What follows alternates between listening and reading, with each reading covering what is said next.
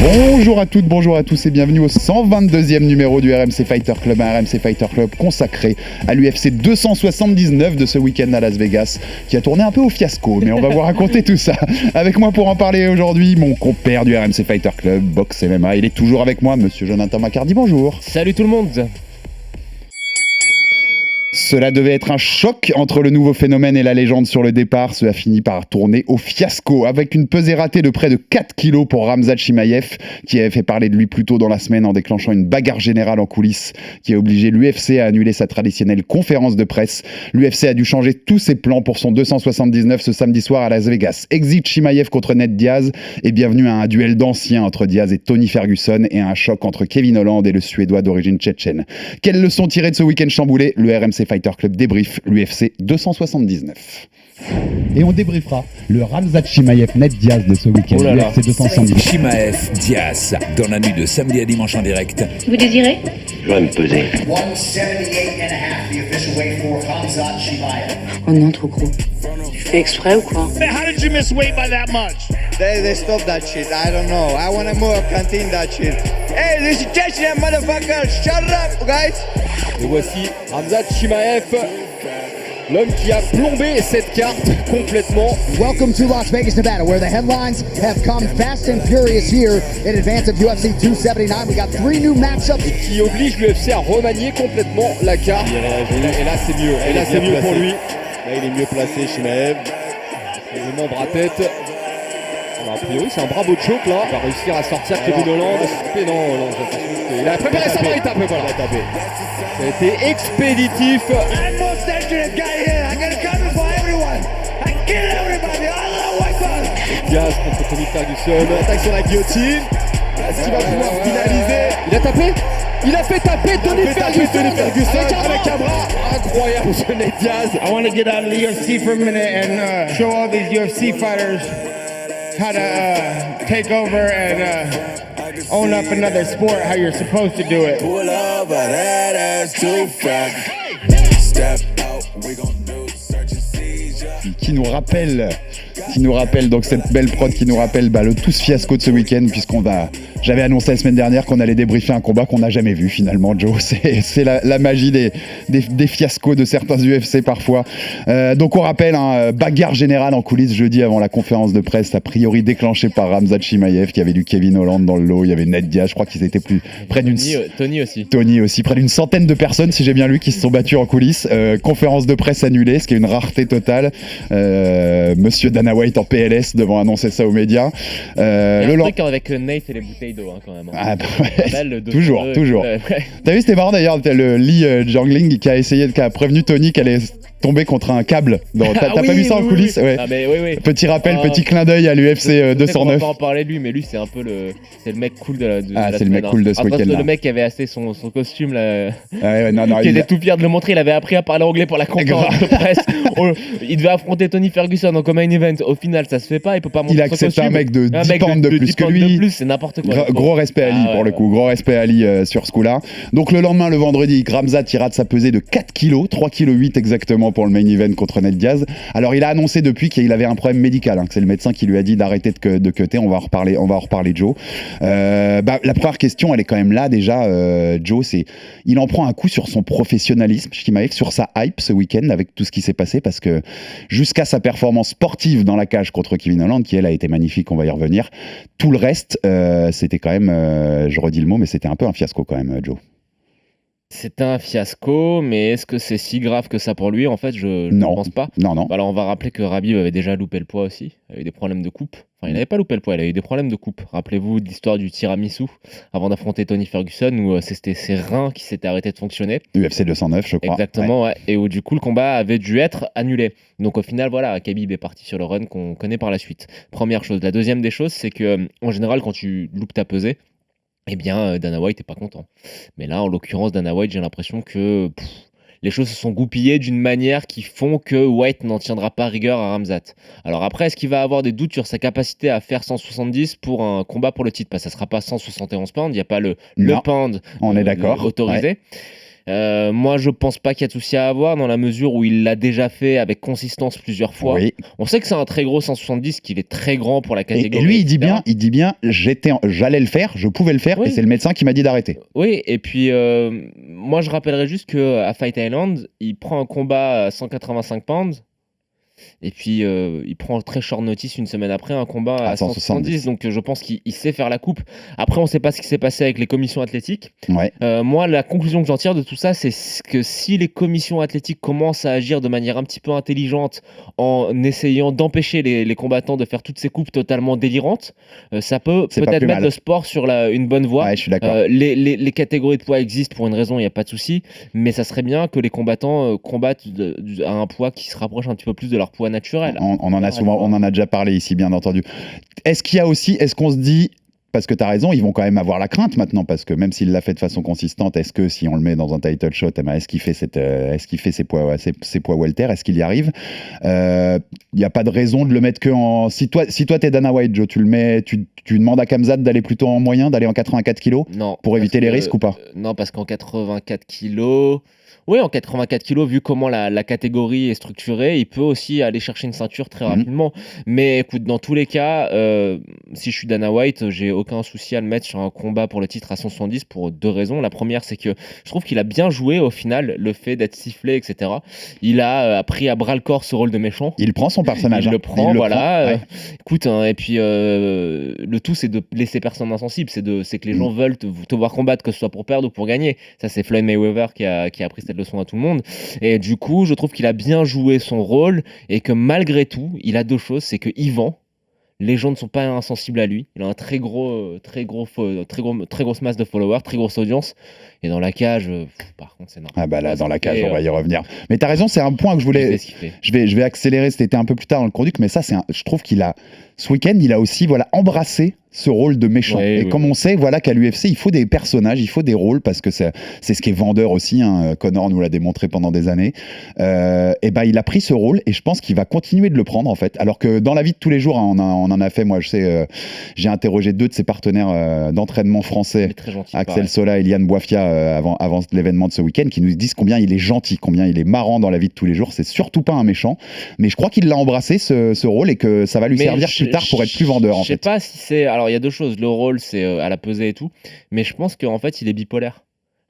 C'est-à-dire qu'il y a le côté le mec dans la vie de tous les jours qui est normal, et puis après dès qu'il y a un peu l'odeur du sang qui s'approche, je pense qu'il devient totalement il redevient borse, il devient le loup. Il se transforme à la pleine lune, etc. quoi. Mais ouais, non, mais ça me fait un peu penser à ça. Et alors, est-ce que tu vas, parce qu'on l'a vu passer quand il s'est passé tout ça sur les réseaux sociaux, toujours les gens qui délirent un peu, est-ce que tu penses qu'il y a une seule chance, même une petite infime chance, que tout ça ait été on va dire, organisé par l'UFC. Non. Pour faire un peu... Parce qu'on sait que ce pay-per-view, il manquait de hype. Il y avait qu'un gros combat, en gros, au programme qui plaisait aux gens, ce Chimaev-Diaz.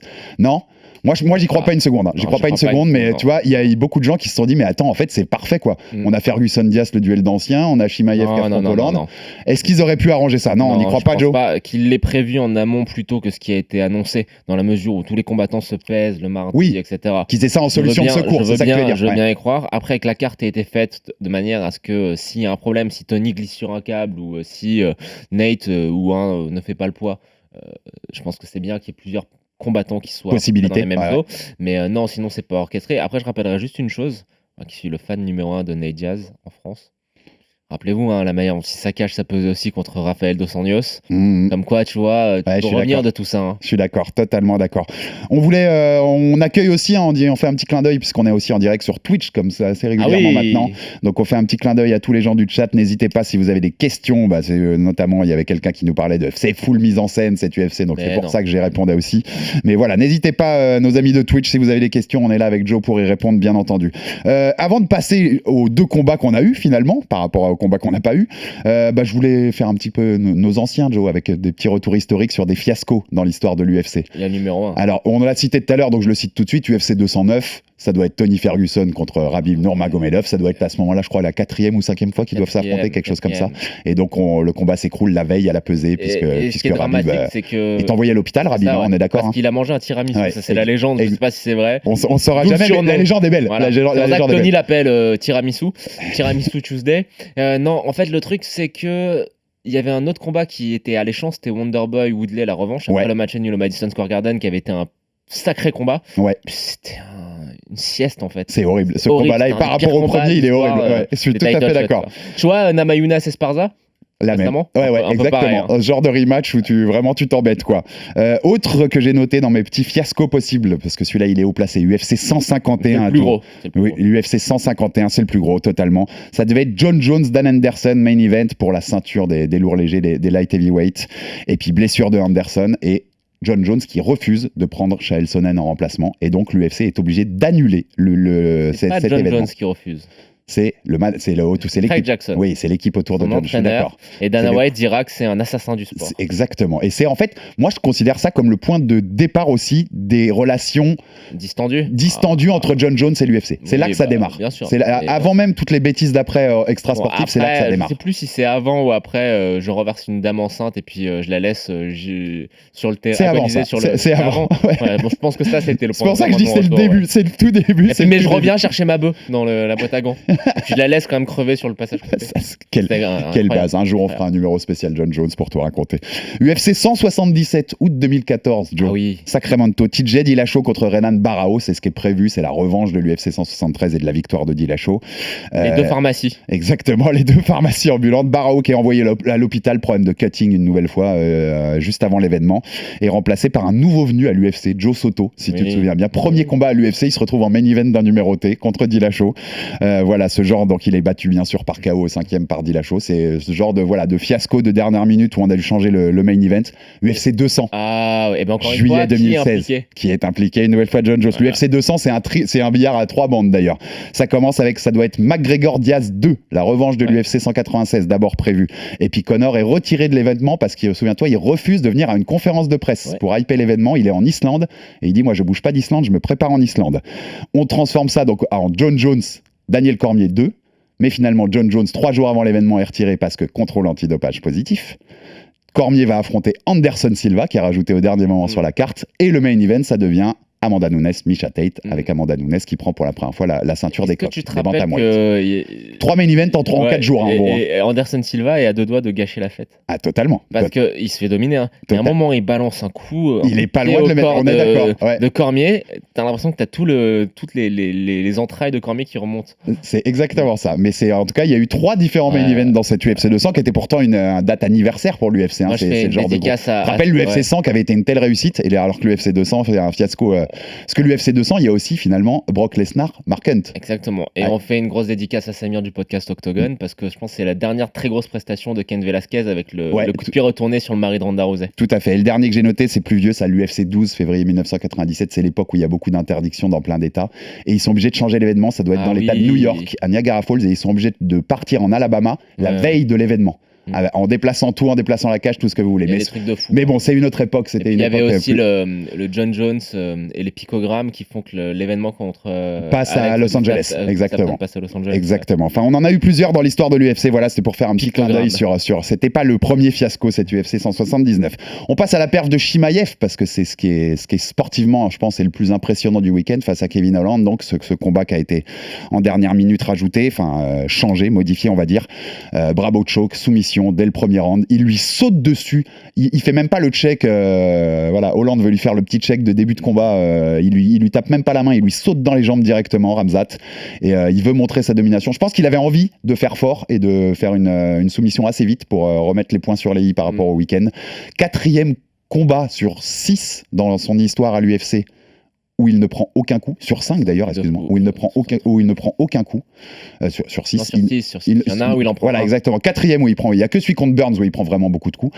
John Phillips le touche une fois. Masterclass encore, parce que Kevin Holland, c'est pas n'importe quoi en face, et il défend bien au sol au tout début, mais c'est juste trop fort comme Zatnan, Joe. C'est juste trop fort. En préambule, moi je pense que Kevin Holland, le fait de descendre en 170 avec sa taille, ses qualités, etc., ça peut devenir un contender. Ceci étant dit, ce qu'a fait Ramzat, du coup, c'est encore plus impressionnant. J'ai jamais vu ça. Kevin Holland fait tout bien pour défendre. notamment sur les amener au sol. Il fait tout ce qu'il faut, il roule du bon côté à chaque fois. Sur l'étranglement, il défend parfaitement, il essaye de dégager son bras pour pas se prendre le Darkshock. Bon, bravo Darkshock, c'est pareil. Mais en fait, il y a un truc, c'est que je pense que la soumission a même pas besoin d'être parfaitement verrouillée parce que ce mec-là a dans les bras quelque chose qui est surhumain. Donc voilà, c'est une prestation qui est surhumaine.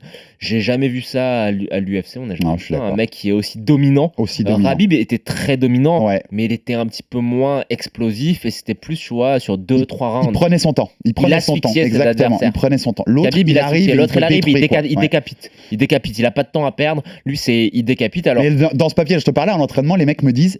Première seconde d'entraînement, il te rentre dedans et il avance tout le temps. Alors, je pense que c'est un mec qui est tout le temps comme ça. Tu le fous dans une cage, il avance pour te détruire. C'est son seul but. Après, Kevin Holland, avec tout le bien qu'on a dit de lui, il a quand même eu historiquement toujours beaucoup de mal contre les lutteurs. On se rappelle en 185 contre Vettori, contre Brunson.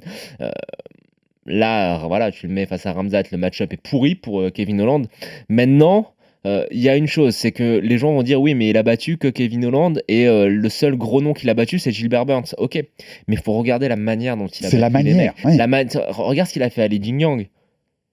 Et regarde après le combat que ce week-end Li Jingliang fait contre Danny Rodriguez, tu vois, c'est pas des kidam. Non, c'est Kevin Holland, je vais rappeler que Kevin Holland a mis KO Jacare Souza dans sa garde, que Kevin Holland a affronté Thiago Santos. On est d'accord. C'est comme tu dis, parce que la façon dont il performe, la façon dont il performe peut te faire dire, tu sais, on en parlait à un moment, c'était un peu ce qu'on disait avec Lomachenko à un moment en boxe, où on disait, il fait tellement passer les adversaires pour ridicules que t'as l'impression qu'il affronte personne.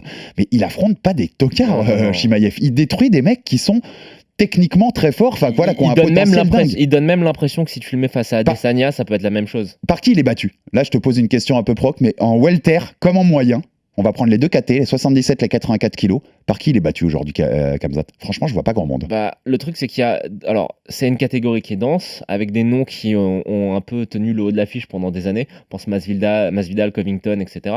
Mais il y a une nouvelle génération qui est assez incroyable. Ramzat en est le chef de file, mais Shavkat Rakhmonov demande à voir. Moi aussi, après, celui-là, je demande à voir. pense que la lutte de Ramzat est quand même un peu plus supérieure à celle de Rakhmonov.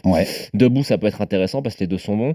Sean Brady, c'est très très fort. Il a une lutte extraordinaire. Brady, j'aimerais voir aussi. Tu sais qu'en grappling, il a gagné contre Craig Jones. Alors, il a rien fait. Il est resté dans la garde, il a bloqué. Mais il a quand même gagné contre Craig Jones, contre le 2e ou 3e meilleur grappleur au monde à l'heure actuelle. Ça, c'est... Non, mais c'est... Moi, je demande à voir aussi Brady, celui-là. Rakhmonov. Belal Mohamed peut lui offrir quelque chose, mais je pense que debout, il y aurait trop d'écart. Non, je pense qu'il y a trop d'écart aussi. Donc, le meilleur de l'équation. Ousmane, beaucoup plus qu'Edwards. Beaucoup plus qu'Edwards. Et le combat que tout le monde veut voir, Colby Covington. Bien sûr. Mais je pense que... Et chez les moyens, Adesanya, ça donne quoi? Mais en fait, le truc, c'est qu'il a l'air tellement facile que tu as l'impression qu'il peut oblitérer Adesanya. C'est l'impression que j'ai aussi. Franchement, alors Adesanya, son jeu est tellement, parce qu'on pareil, il annihile tellement les adversaires qu'on oublie à quel point Adesanya est fort dans la gestion du striking, dans tout ça. Mais franchement, j'ai l'impression qu'il peut l'annihiler. Alors, on va pas oublier. Ça me fait presque peur, en fait. On va pas brûler ce qu'on a aimé. Rappelle-toi, Madison Square Garden, Adesanya, Brunson. Brunson, c'est quand même un sacré lutteur. Il amène pas au sol une seule fois. Non, je suis d'accord. C'est pour ça qu'il peut t'annihiler et ne pas enterrer un Adesanya trop tôt. En 185, j'ai envie de voir contre Robert Whittaker, même si Ramzat a dit qu'il ne voulait pas parce qu'il trouvait... Si Ramzat coince Adesanya, au bordel. Mais il faut le coincer. Faut le coincer, je suis d'accord. Mais alors... Ouh là là, ça peut vraiment faire mal. Après, le truc, c'est que vraiment, Whittaker, Ramzat, ça donne envie. Ramzat a dit qu'il aimait beaucoup Whittaker, donc il veut pas. Qu'il avait un grand respect pour lui. Mais tu vois, comme ça, c'est pas si un bad guy. Non. Il joue son personnage. Mais ça donne très envie. Mais là, le combat que moi je veux voir maintenant tout de suite, sachant qu'il y a la trilogie Ousmane-Edwards, c'est Covington Ramzat. Ça va être n'importe quoi. Mais tu vois, on a donné déjà. Ce qui est intéressant avec Ramzat, c'est qu'il a deux catégories où il peut switcher là en ce moment, et qu'il y a quand même pas mal de match-up qui nous intéressent. On a envie de voir des choses contre. Et pour rebondir sur ton côté, c'est pas le bad boy. Il va, comme d'habitude, respect, il va voir Kevin Holland à la fin. Tout de suite, il lui tape sur la tête et tout, alors qu'ils se sont battus en conférence de presse avant, ça s'envoyait. Il l'a invité en Suède pour travailler sa lutte. Tu vois, c'est le personnage qu'il a créé aussi. Bon, ma question d'après, c'était on veut voir quoi après pour Chimaev, sachant, bien sûr, qu'on est déjà quasiment calé sur le fait qu'il y aura une revanche entre Leon Edwards et Kamaru Usman pour la ceinture. Sans doute, d'ailleurs, Dana White en a parlé en Angleterre, peut-être pour un pay-per-view numéroté au printemps prochain. Donc, il y a un peu de temps à venir devant lui, Khamzat. Il a dit contre Covington. Non, il a dit qu'il était prêt il se tenait prêt pour le Madison Square Garden si on l'appelait. Si on l'appelait en backup. En quoi, backup de je pense qu'il a Adesanya envie, Pereira. peut-être, il sait qu'il doit se rattraper un petit Oui, peu. ça tu je pense vois, aussi. Que par t'as rapport raison. à ce qu'il a fait. Non, moi écoute, Covington en c'est début très bien. d'année, non? Et puis s'il peut oblitérer et faire oublier à tout le monde Colby Covington, ce serait pas mal quand même. Ouais, je suis Après, d'accord. attention, Covington, en termes de lutte, il sera pas aussi facile que ça à amener au sol. Mais imagine si Ramzat prend Covington, fait la serpillère avec lui, il n'y a plus de doute à Il n'y a avoir. aucun doute, il y a aucun zéro à doute avoir. s'il fait ça. Mais après, moi, j'ai S'il envie. fait ça, donnez-lui la ceinture. Après, gros. le truc, c'est que Brady va affronter Mohamed là, sur la carte où il y a Manon Fiorot, très bien, au prochain numéroté. Donc ça peut être le vainqueur de ce combat-là. Ouais, aussi. Et là, tu fais Brady. Mais le truc, c'est que si tu fais dans les combinaisons Brady, Ramzat, Shakvat, Rakhmonov, le problème, c'est que de les faire s'affronter, t'en tues un. T'en tues un. Ouais. T'en tues un. Et Brady est très marketable. Et on connaît l'UFC là-dessus. Ouais, ils auront pas tendance à en tuer un. Je suis d'accord avec toi. Mais attention à Rakhmonov. Et si jamais dans un délire où Ousmane prend pas la revanche tout de suite, on va dire il se décale, tu vois, je sais pas pourquoi, il veut prendre un peu plus de temps. Non, mais ça n'arrive pas. Non, mais ça n'arrive. Mais au cas où, on met Ramzat contre Edwards tout de suite. On rappelle Ramzat contre Edwards qui aurait dû avoir lieu 3 fois entre 2020 et 2021 et annulé à cause du Covid. Un combat pour le titre qui durera une minute. Enfin, si on le met ça, si jamais ça se passe comme ça. Ah oui, mais bon. Et là, on est d'accord qu'il l'oblitère Léon Edwards. Ça serait pas cool pour Edwards. Non, je suis d'accord. Mais il l'oblitère, on est d'accord. Oui, t'es d'accord avec moi? Mais pour première défense, ça serait vraiment être très, très méchant avec Léon Edwards. On n'a pas cité, mais je vois qu'il est cité dans le chat, on a aussi Costa, ils se sont chauffés un petit peu, Paulo Costa. Il y a plein de match-ups qui sont intéressants pour Chimaev. Costa ça se fait détruire. Ça se fait détruire. Ça peut être sale aussi. Et est-ce qu'il a, pour rester dernière question sur Ramzat, sur tout ça, mais ce personnage-là dont on parlait, pas du tout comme ça dans la vie, mais qui commence à... Il a compris qu'il pouvait jouer avec le public, que son attitude n'avait pas plu ce week-end et il s'en est servi pour réagir au micro, que ce soit à la pesée médiatique ou après le combat au micro de Joe Rogan. Est-ce que c'est pas parfait si jamais il prend la ceinture? Je sais pas si tu vois, mais là je mets presque un côté catch en fait. C'est-à-dire que ce serait le bad boy, le mec qui se met à dos un peu le public, tu vois, qui garde ce personnage-là, invaincu avec la ceinture, et en gros il te faut un héros pour aller le détrôner. Tu vois ce que je veux te dire? Là, je te fais du storytelling très à l'américaine. Moi, je pense que sa cote de désamour, là, ça va pas durer.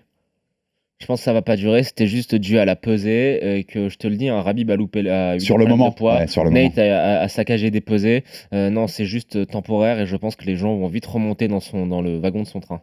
C'est le Randy Orton, me précise Max Abol, qui me précise. Qu'est-ce qu'il est bon, Maxime? Il est bon sur toutes ces références-là qui nous parlent. On passe au main event. Ouais. Ned Diaz, Tony Ferguson, mon premier truc que j'ai mis sur mon conducteur, Joe, c'était un truc pour nous, c'est un truc pour anciens, ça. Quand ça a été annoncé, tu t'es dit quoi? Tu t'es dit, tiens, celui-là au moins on l'aura vu. C'était beaucoup mieux parce que moi, j'ai pas envie. Le respect que l'organisation doit à Ned Diaz, c'est de lui faire son dernier combat en lui envoyant autre chose quand tu es à gage. En lui envoyant quelqu'un de son âge qui est aussi sur le déclin, etc. Ce combat, c'était très bien. Tony, c'est quelqu'un qui est très respecté. Nate l'a dit, il a affronté une royauté, une tête couronnée des arts martiaux mixtes. C'était un super combat sur le papier. Après, en termes de ce qu'on a vu dans la cage, les deux, ça faisait un combat entre deux vieux. Ouais, c'est exactement C'était malheureusement ça. Même si Nate a jamais été rapide, et puis c'est plus Tony qui a donné cette impression-là. Et ça se termine comme ça devait se terminer, avec Nate qui soumet Tony. Parce que moi, je persiste à dire que à n'importe quel moment de leur carrière, même quand Tony est sur cette série de 12 victoires, Nate aurait soumis Tony. C'est un vrai débat. On aurait aimé les voir quand même un peu plus dans leur prime, parce que ça faisait vraiment combat d'anciens, comme tu dis là. PS, c'est de la fiction comme d'habitude. J'aurais vraiment pas aimé voir ce Ned Diaz contre ce Chimaev. Non. Parce que ça pouvait être une sale destruction pour son dernier combat dans le son. Mais en fait, il y a tout. C'était poétique la manière dont ça s'est terminé. Il y a le karma qui a rendu justice à Nate en lui donnant un adversaire, l'adversaire correct pour son dernier combat à l'UFC. Il le termine à 2-0-9. C'est dingue, je l'avais noté aussi, bien sûr. Donc, pour rappeler à nos auditeurs qui connaissent moins ces légendes-là, 209, c'est le code postal de Stockton, la ville de Californie d'où viennent les frères Diaz et qui représentent toujours dans leurs paroles comme dans leurs actes. Donc, il y avait un symbole très fort qu'ils le soumettent à 209, en effet. Il le termine avec du jujitsu. Ouais. Avec une guillotine, il a dit Kron Gracie style, c'est Kron Gracie, le fils de totalement Gracie, qui a gagné la DCC et qui a l'UFC d'ailleurs, qui n'a pas combattu, mais il finit en mettant le biceps, en flexant le biceps comme il l'a fait contre Pellegrino, sur le triangle, sauf qu'il n'a pas fait les deux doigts d'honneur, mais je pense qu'il avait beaucoup de respect pour Tony, donc il l'a pas fait. C'est la meilleure fin possible, Joe. Ouais, il arrive en conf de presse. On l'adore net, on va pas le répéter, on l'a dit assez de fois dans ce podcast, il arrive on l'adore. avec son pétard et tout, il part sur une victoire, tout le monde va parler que de ça et va pouvoir se vendre ailleurs contre beaucoup d'argent. Donc écoute, moi, de le voir faire un combat de boxe contre Jake Paul, pourquoi pas. Je pense qu'il va oblitérer Jake Paul parce que la boxe de... On va rappeler juste une chose pour les plus jeunes. Les frères Diaz ont été des sparring partners d'André Ward en boxe anglaise. Donc ça veut quand même dire quelque chose sur leur niveau. Et il sera donc, pour compléter ça, il l'a dit déjà, en bordering pour Anderson Silva contre Jake Paul, le YouTuber. Anderson Silva, l'ancienne légende, l'historique champion des moyens de l'UFC, le Brésilien, qui sera donc 29 octobre ou 28, je crois, face à Jake Paul, le YouTuber. Et Nate Diaz sera en bordering. Je peux te dire que ça sent le call-out quand même pour le vainqueur, notamment si c'est Jake Paul. Est-ce qu'on... Moi, c'est ma question sur la suite pour Diaz. On le revoit, Joe, un jour à l'UFC, Diaz, ou pas? Ou c'était vraiment sa dernière? Je pense qu'il y aura la trilogie avec Conor McGregor, il y a trop d'argent sur la table. Moi, c'est le seul combat où je le vois revenir. Et à un moment donné, ça sera le seul combat légitime pour Conor. Tu sais, qui ait un intérêt médiatique, un intérêt sportif. Il est sur le déclin, Conor aussi. Et puis on sait même pas s'il va recombattre un jour. Mais si Conor recombat un jour, ça fera toujours partie de ses options préférentielles. Donc je pense qu'on le verra et que ça sera un truc que encore une fois Nate et Conor seront. Parce qu'on dit beaucoup que Conor a changé la face du MMA, mais je pense que Nate aussi. Il participe grandement, je suis d'accord. Nate participe, et grâce à Conor. Oui, grâce à Conor, mais il participe à cette légende. Je pense que les deux vont innover et que ça sera peut-être le premier combat UFC qui sera en copromotion avec McLeod. Premier combat UFC hors UFC, entre guillemets. Avec la promo que Nate Diaz va monter. Et je pense que Nate Diaz re-signera pour un combat et tout. Il va encore innover, quoi. Ce combat, mais ça, moi je l'ai noté. Nate n'est pas un needle mover, tu te rappelles de ça? Tout à fait, mais maintenant il est un needle mover, clairement. Donc il est un vendeur, on va dire, de pay-per-view, entre guillemets. On a noté ce week-end aussi donc, que Conor a rendu hommage à Nate sur les réseaux sociaux et a dit il y aura cette trilogie, on la fera un jour ou l'autre. Nate a répondu au micro d'ESPN en disant bien sûr que j'en ai toujours eu envie de cette trilogie. Donc je pense aussi moi qu'on les reverra tous les deux dans l'octogone de l'UFC, peut-être en copromotion comme tu dis, mais je pense que l'UFC participera à ce combat-là, que ce sera pas hors UFC totalement, qu'il y aura les lettres UFC dans la cage quand ils combattent. McLife et Nick Diaz Army Promotion. Et puis le reste de la boxe, il a dit qu'il allait montrer aux C-listers, il a dit qu'il allait montrer aux combattants de seconde zone comment on conquiert un autre sport, donc on va voir ce qu'il va faire dans des combats d'exhibition en boxe, mais Nate, il a un nom, il vend, ça marchera en boxe. Contre un Jake Paul, ça vend, Joe. Surtout, si Jake Paul éteint Anderson Silva... ne dis pas ça. Non, je sais, je dis pas ça parce que ça me fait halluciner rien que d'en parler, rien que d'évoquer cette possibilité. Mais si ça se passe, le Paul contre Nate Diaz, il vend derrière. T'as oublié qu'Andy, il a battu Julio César Chavez Jr. C'est vrai quand même. Et moi, j'avais peur, j'avais une crainte quand même après ce main event, parce que une fois que ça a été changé, je me suis dit que Nate allait battre Tony. Et je me suis pas une crainte, je me suis dit qu'on allait peut-être se marrer parce que Nate au micro, après sa victoire, je me suis dit qu'il allait déchirer tout le monde, qu'il allait déchirer l'UFC. Et en fait, il a rendu hommage à l'UFC, à tout ce qu'avaient fait les frères Fertitta et Dana White, pour lui comme pour les autres. Derrière, Dana White lui a rendu hommage en conf en disant que c'était sa maison, que l'UFC serait toujours la maison de Nate Diaz et que en gros, il serait toujours le bienvenu. Et c'était cool. Enfin, c'était cool que ça se sépare en bon terme. Je sais pas ce que tu en as pensé. Il a dit c'est une relation. Mon côté sensible, il a dit c'est une relation d'amour et haine. Voilà. Mais en gros, il a pas remercié l'UFC pour beaucoup de choses. Il a remercié pour la plateforme. Tu vois la nuance? Il a remercié pour la plateforme qui est offerte pour s'exprimer. Et bon, voilà, on sait que les rapports sont très conflictuels. Il s'est quand même pris en photo en train de pisser devant les bureaux de Dana White. Oui, non, mais c'est... Ça. Je t'aime moi non plus, clairement. Et puis on verra si le résultat définitif du combat, on va l'attendre. Hein. En tout cas, hommage, parce qu'on est des deux amoureux, je sais, de Nate Diaz, donc hommage à tout ce qu'a fait Nate Diaz à l'UFC. Le résultat définitif du combat, on va attendre un petit peu. On va attendre d'avoir que les analyses d'urine reviennent. Laisse tranquille. S'il n'y a pas 3 grammes de THC dans chaque... laisse tranquille nos anciens. Chaque coup d'urine. En tout cas, gros hommage. Ouais, c'est un de nos combattants, je sais, je parle au nom de Joe aussi, mais c'est un combattant qu'on a adoré et qu'on adore toujours, donc respect à Nate Diaz. Comme ça, toi, un seul moment que tu retiens, ton moment préféré, j'avoue, moi, Pellegrino avec le flex et les 2 doigts d'honneur, ça restera au-dessus. Et McGregor, parce qu'il a tellement choqué le monde ce jour-là. Tu garderais quoi? L'étranglement de Conor. Parce qu'il choque le monde.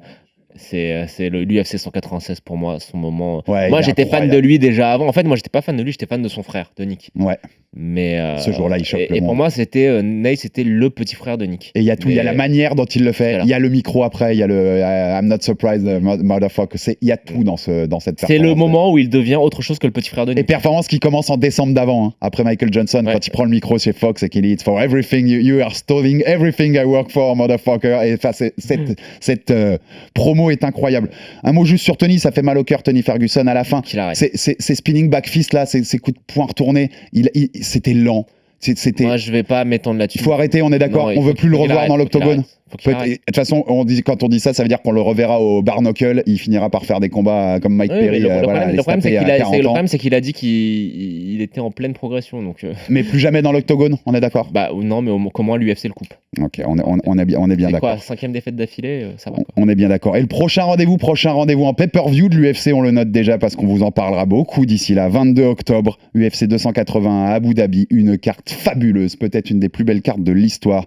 Oliveira Makhachev pour la ceinture des légers, Sterling Dillashaw pour la ceinture des coqs, Yann O'Malley, Gamrot Dariush, Muhammad Brady et Cocorico, puisqu'on a appris ces derniers jours que c'est Manon Fiorot contre Kathleen Choukagian qui ouvrira le main event. Ce sera le premier combat de la carte principale, enfin la main card. Donc petit Cocorico à Manon qui sera en mondovision. Le monde du MMA aurait les yeux tournés sur cette carte et on va en reparler d'ici là. Ça va être assez fabuleux. Merci Joe pour ce petit débrief. C'était cool. Alex. Merci aux Twitchers et à tout le monde. Abonnez-vous sur toutes les plateformes pour ne pas rater un seul numéro du Fighter Club. On a été très UFC, très MMA ces derniers temps, Joe. C'est normal. Là, il paraît qu'on va changer tu voulais ça. Mais on va se retrouver très vite dans quelques jours pour un numéro de boxe puisqu'il y a un gros combat Canelo Golovkin qui arrive dès samedi prochain. Merci à tous et à très vite pour un nouveau numéro du RMC Fighter Club. RMC Fighters Club.